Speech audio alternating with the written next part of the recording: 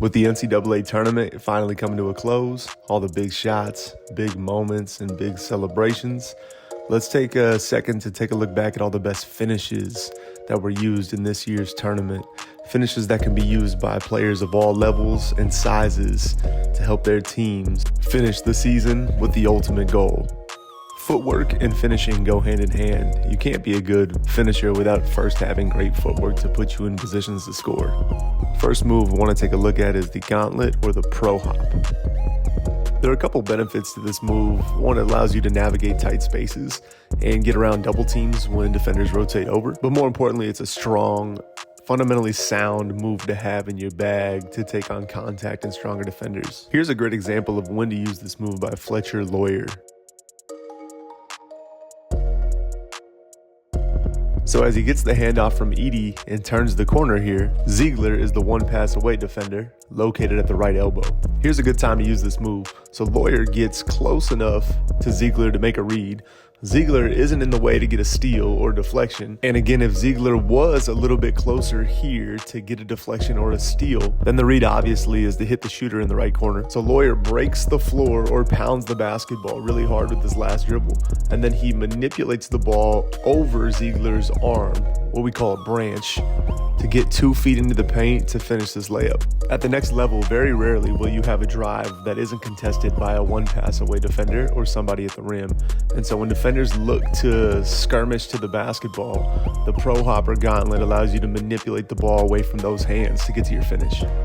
Here is by far my favorite gauntlet or pro hop from this year's tournament by Jamal Shead. Please comment below if it's a travel or not.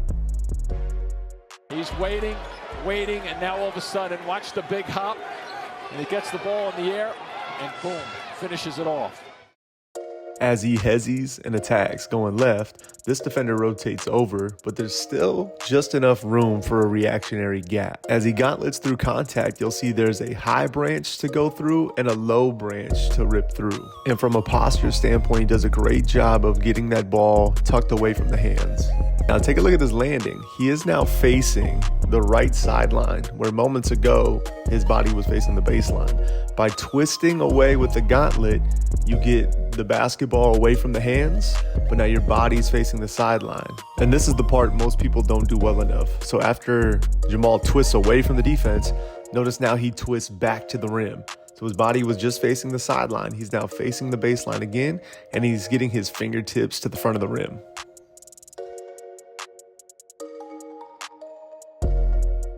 The next finish to take a look at is the spin move.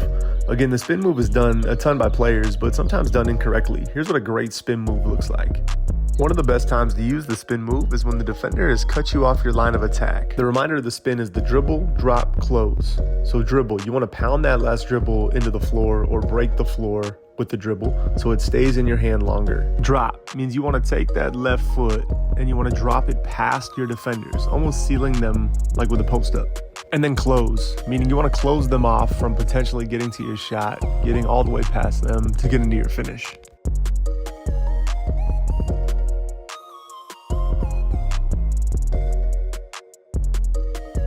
Spin is a good way to get through tight spaces as well when defenses rotate over.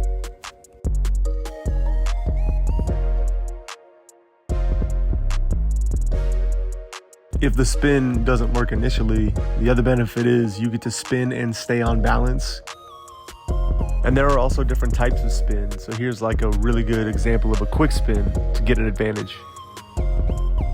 The last finishing move you want to take a look at is the pivot. The pivot is a great option to have to punctuate your drive, to create little windows for yourself and your teammates.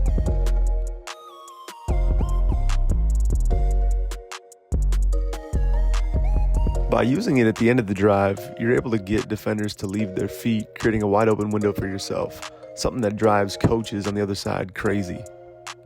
The pivot could be used to get into a paint pull-up like this one right here. It can also be used after driving the entire baseline, just to create a little window for yourself.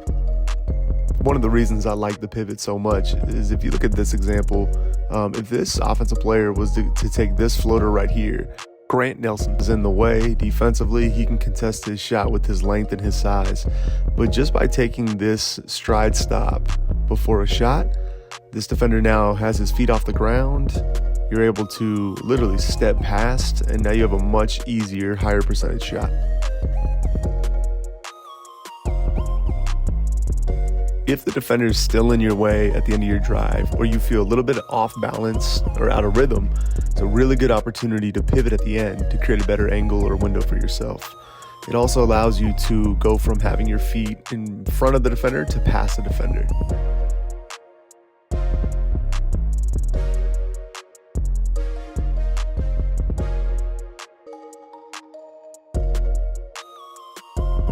What inexperienced players don't realize is playing off 2 feet doesn't always mean jump stop. There are a variety of things that you can do and benefits from playing off 2, such as being able to throw the timing off of your shot blocker. On drives, you're able to take way more contact. And by definition, if the defender gets in the way, you're able to make adjustments mid-air to find your target. And a big reason why is 2 feet just gives you more balance. So as you watch more and more basketball, realize how many players finish their drives with playing off of 2 feet.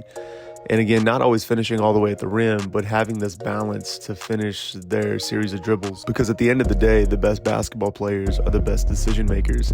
And it's easier to make decisions when you're balanced off 2 feet. Or as we like to say at PGC, stopping on a dime gives you time.